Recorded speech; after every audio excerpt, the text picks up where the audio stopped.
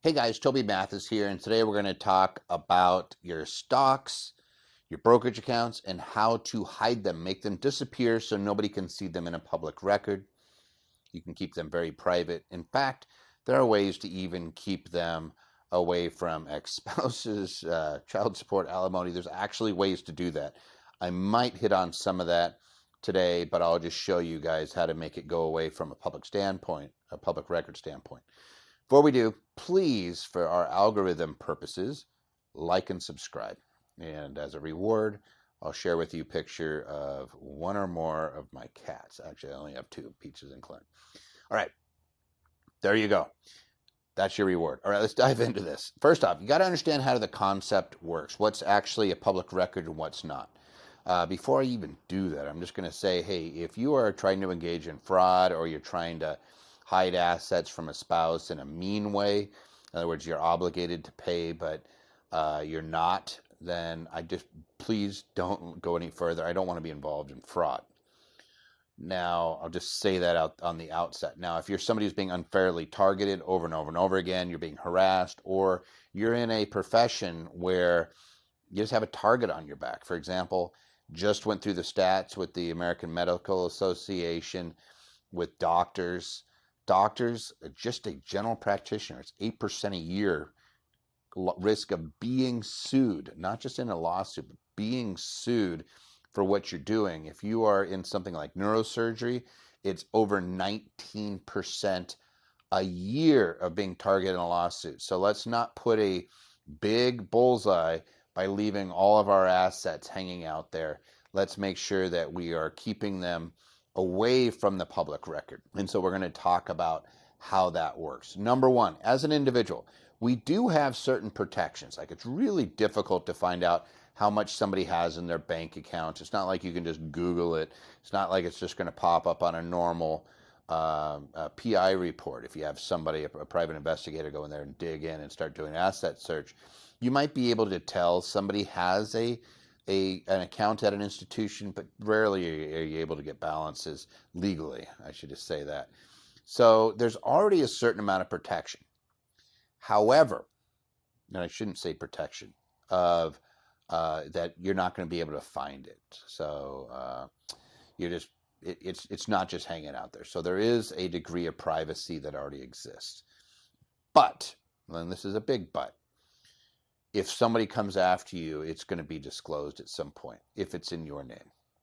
And the reason being is because it's just you. Anybody coming after just you is going to have access to whatever you have in your name. And if that's a brokerage account, say there's $1 million in there, they're already into your brokerage account. You have zero effective protection. And so I'm going to explain it like this. I want you to visualize walking down the street of a residential community, pretend like it's Halloween. And the houses are all lit up, and you're walking down the street. Ignore the decorations, but you can see pretty much into anybody's house. The houses, if they have lights on, it's basically they're a fishbowl. So if the blinds are up and everything else, you can see anything that's going on inside that house. Now imagine that right inside the window, there is a table, and on that table there are stacks of dollar bills, like $100 bills. It's just stacks upon stacks. And the door's open, and there's nobody in there. Do you think that if maybe you left the door open in your home and the light's on, and there's people walking around, that somebody might be tempted to go in and help themselves to your stacks of cash? Absolutely. You're actually bringing it upon yourself at that point. Now, I just used Halloween as an example, so it didn't seem creepy that you were walking down a neighborhood and looking in everybody's windows. But it could be any night of the week. Everything's visible. It's clear, and they can see your cash. That means, in lawsuit purposes, that means somebody that has everything in their name. Hey, I can see you have 10 rental properties. I could see you own a business. I could see you have these other things, right? I could see all your vehicles. Hey, you have a really nice Mercedes, and you have a nice Range Rover. Okay, you are somebody that is a great defendant, right? I know that there's a value to suing you, just because even if it's just a frivolous suit and it's full of crud, you're going to pay something to make it go away because you have lots of assets. It's the old adage, the doctor gets sued, the homeless guy doesn't. Nobody's going to sue the homeless guy because they're like, I really don't want I'm not going to get your shopping cart full of belongings, right? They don't want anything that somebody has. If I can see that you own things that I want and I can make your life be a nuisance in your life, there's value in targeting you, which is what causes some of the lawsuits, especially the frivolous suits. You hear about people being unfairly targeted. It's usually the wealthy. Rarely are the poor targeted in lawsuits, right? It's just not something, you're not going to get anything out of it. So let's say, first off, that we don't want to leave our stuff just sitting where it's visible in the window, right? We want to at least turn out the lights, maybe drop those blinds so people can't see it. So that's defense number one. What's a better defense? If you have cash in your house, what do most people do with cash in their house to make it so where somebody can't just take it easily? And if you answered, put it in a safe, that's a good one. Some people are going to put it in their freezer. No, you're going to put it in your safe. And the reason you're putting it in a safe is so that it's not easy for somebody just to come into your house, and if they're in their house, that it's not easy for them to take it, that you're at least putting it in a safe to try to protect it. But if I can see the safe, I can try to take the safe. That's called outside liability if we have an entity. So a safe that might hold a brokerage account, for example, you might have it in an LLC. And let's say that you're in California, and so you put your cash in an LLC, and then there's you. Yay, there's me. Say you get into a car accident, or you cause some liability, or you're a professional, you're that neurosurgeon who gets sued all the time, and they say, I want your cash. And you say, but it's in an LLC, it's protected. Well, outside liability in California, I could actually take it. And they'll take your membership interest. So now you go from being happy person to being very sad person. Right, all of a sudden they took your membership interest, which means they got your cash. They took your safe. And so for my example, we have our cash in our house, we put it in a safe, but they take your safe out of your house and they steal it. I've actually seen that happen. I actually had it happen to me. My safe was empty, but I had contractors replace my windows years ago, and I still remember it. Like I had a little safe in the back of my closet that was bolted into the closet, and I was like, "Oh, it's just one of those little Home Depot safes that you buy, right?" I didn't think anything of it. I used it to store a couple documents here or there, but on this particular instance, it was empty. There wasn't anything in there for them. But they stole the safe anyway. Somebody came back in and got it. So I always think that maybe it was contractors looking at your house. They're in there replacing windows, and hey, there's a safe in the back of a closet. Maybe it's worth something, so they came back in later to get it. Somebody might take your safe. Actually happened to another neighbor of mine actually down here in Las Vegas. Somebody busted his back window out and ran in and grabbed his safe. It was another one it was something that was carryable. And that really messed him up. Like I don't know what was in it, but he was a mess for quite a while. Somebody could come in and try to take your safe. Sometimes that's enough of a target. They see your name on an LLC. Maybe there's something in there, right? So if you're dealing with Anderson, we advocate the security through obscurity. We like to keep your ownership of things very private. We also like to use things like Wyoming LLCs, where somebody cannot take it. They cannot take your membership. The most they could get is perhaps a lien against that property. Oops, see if I could spell. A lien against your property. So maybe they can get a lien against it. Congratulations. That in a quarter will get you a cup of coffee. Right? It's not going to get you anything because you're never going to issue and give them the cash. Even if they were to win, even if you were driving and you hit a busload of nuns. So we don't hit the nuns, right? But let's say we'll make you ambivalent about that. We're not going to make you smiling or sad. Like you have liability. Maybe one of your kids gets into a car accident and they get sued. So they can't take your entity away if it's put in Wyoming. That's why we use it. Even more importantly, your name is not on it, so they don't even know it exists. no name LLC. What that means is the LLC has a name, but your name's not associated with it. Your name's not in a public record. I can't see that you own it. And you put your trading account in there, in that LLC, and nobody can see it. Nobody sees that you have the LLC. If somebody sues you, what brokerage accounts are in your name? There aren't any. You have private interest in an LLC, and you might have to disclose that. If you are in a knockdown, drag-out lawsuit, you might be saying, I own a private interest in an LLC. Okay, good. It's in another state. That and anything else you own some stock in or shares in. And they're going to be like, private company, we don't know what it's worth. You don't get to go dig into it as a matter of course just because you're in a lawsuit. You don't get to say, well, what does it do and all this fun stuff. It's like, sorry, I just have private interest. This is what I have. I'm a member. They don't get to just sue it for no reason. They might say, well, we want that membership interest. Okay, yeah, you can't have it. You know, under state statute in that particular state, Wyoming, the most you can get is a lien. So it makes the value go down because they can't see what's in it. So if you deal with Anderson, you know that we are big buffs on, again, security through obscurity, making it so people can't see what you have. And then even if they can see what you have, they can't take it. It puts you in the negotiating seat. And we've never had to go to loggerheads on this, ever. This is what's crazy. We have tens of thousands of clients, over 70,000 clients nationwide. And we've never, 25 years, never had to go to loggerheads on it because it solves the issue. We had a $32 million lawsuit. Sometimes we talk about it. You've probably seen some videos on the client when they were talking about their experience. Settled for less than $2 million. They were dead to rights. But it forced the issue so that they could get a reasonable settlement. When I say that they were dead to rights, there was a whole bunch of investors. This was during the recession.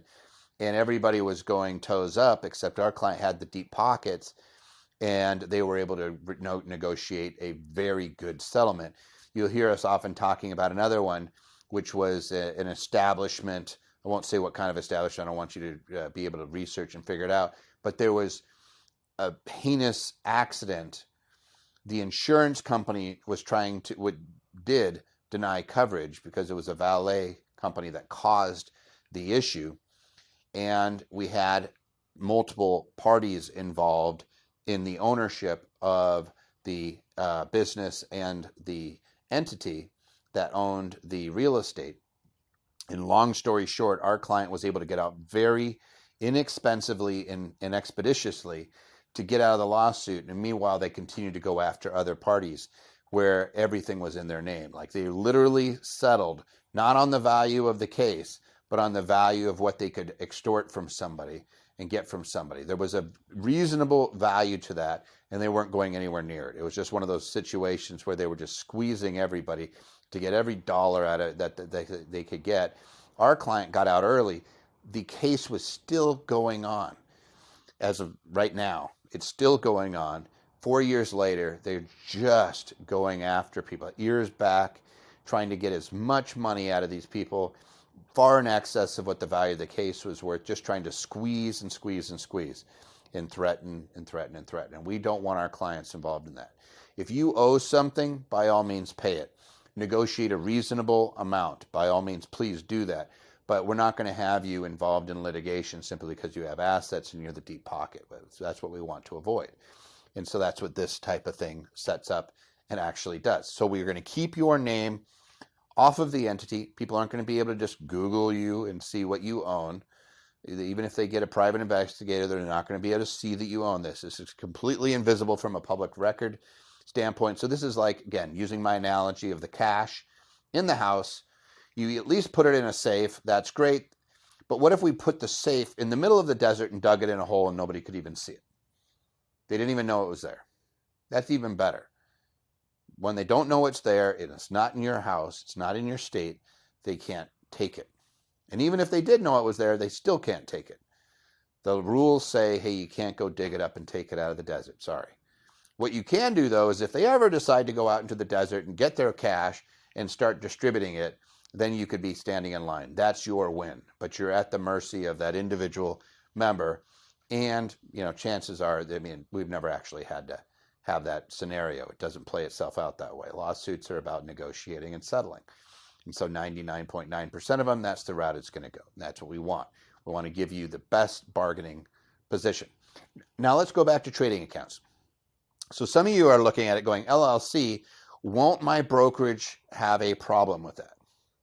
In my experience, having done this for 25 years, 80% of the time, no, it's just easy. The other 20% of the time, it's not that they object to putting it in an LLC. They do not object to putting it in an LLC. In fact, most accounts that are of size are held in LLCs. They're going to be in some sort of entity. They're not just going to be in an individual's name. There's going to be either a trust involved, an LLC involved, or some sort of entity, whether it be an estate plan, an asset protection trust, an LLC, a limited partnership. It's going to be something, right? What they worry about is that they're going to designate you a professional and and try to charge you for data. So here's what you can do in that case. What you do is you have a private account that you open up that's in your name but doesn't have assets, and you open up the account through the LLC, and it doesn't have immediate data. Like they have the live data feed, and they want to charge you for it because they think that you're some sort of broker. That's one way around it, is you just have the individual, and then you can just go back and forth which account you're executing a trade on. It's actually pretty simple. Or if you just want to avoid the whole issue, what you do is you open up your trading account in a personal property trust. This is no different than something like a living trust, except it's being opened just to hold that account, and you make the beneficiary the LLC. That's an easy workaround. If you ever have that brokerage saying, hey, we want to charge you for the data, you could just say, I just want to open it up in essentially a living trust. It's just a grantor trust is what its technical term is. So if you say, is this a simple, complex, or grantor trust? You're going to open it up as a grantor trust. They're used to that because they open up living trusts. Most people have their accounts in a living trust. You should not be holding any substantial assets in your name individually. It should always be held in a living trust, if nothing else, so that if you pass, you don't have to probate the cash. It's just silly, right? That you're just adding an expense that need not be incurred. But if you put it in a personal property trust, super easy. We've done this thousands of times now. Like literally, we've done this structure thousands of times. And you can just assign the beneficial interest. Usually, brokerage accounts don't care.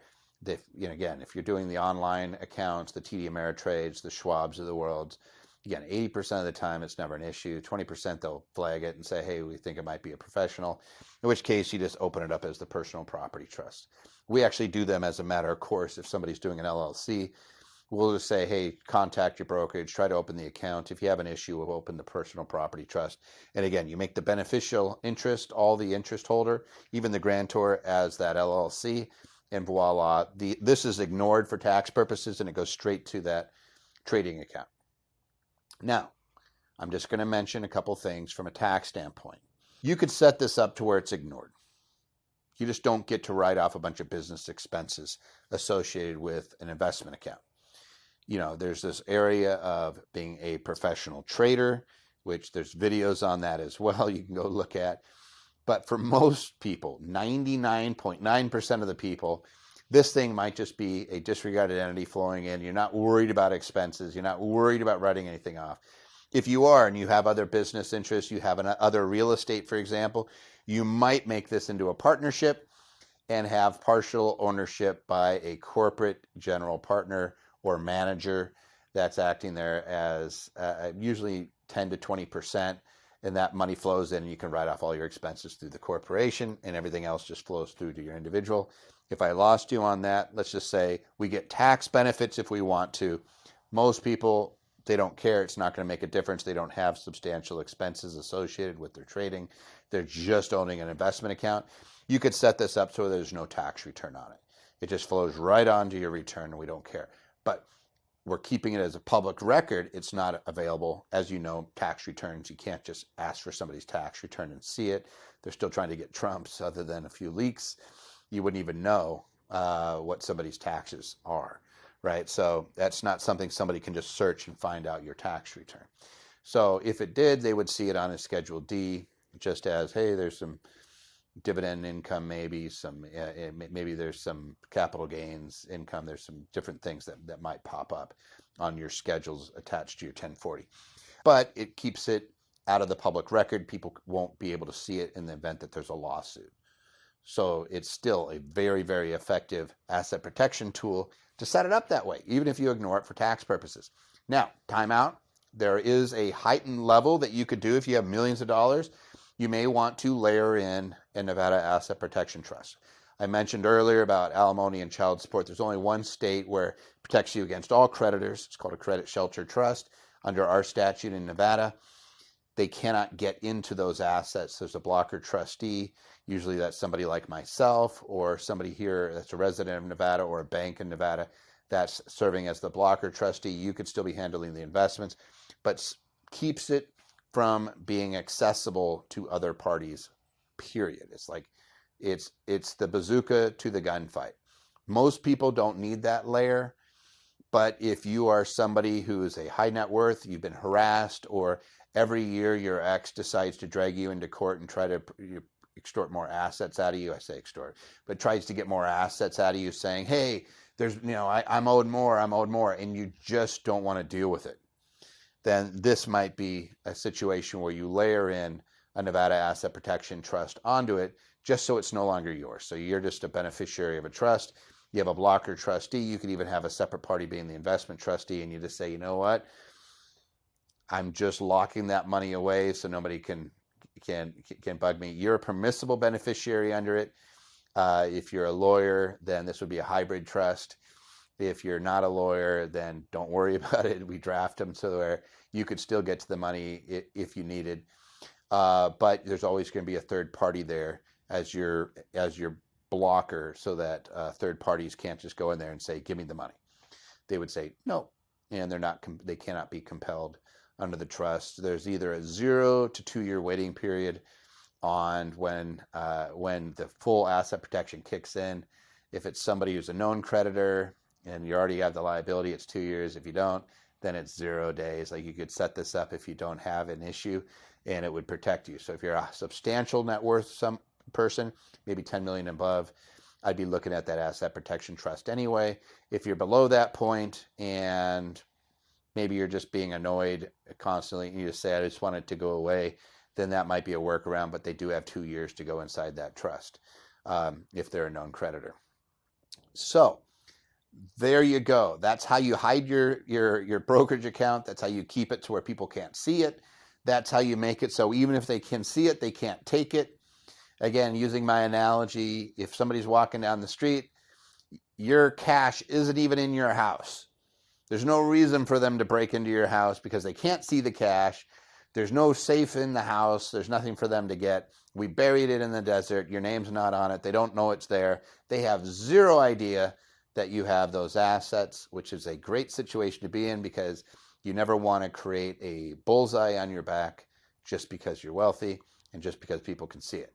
So we want to make sure that bullseye isn't on your back, and that if you do have a liability, you're able to negotiate it quickly and settle without the drama and emotional stress and cost of going through years of litigation. And this type of planning has a definite effect on your ability to settle things quickly and get out of things for the least amount humanly possible and allow you to get on with your life. Hey, if you like this type of information, please share it with others. Please leave us your comments. I do read them, and we do look for additional ideas. Feel free to share your ideas and your thoughts down below in the comment section.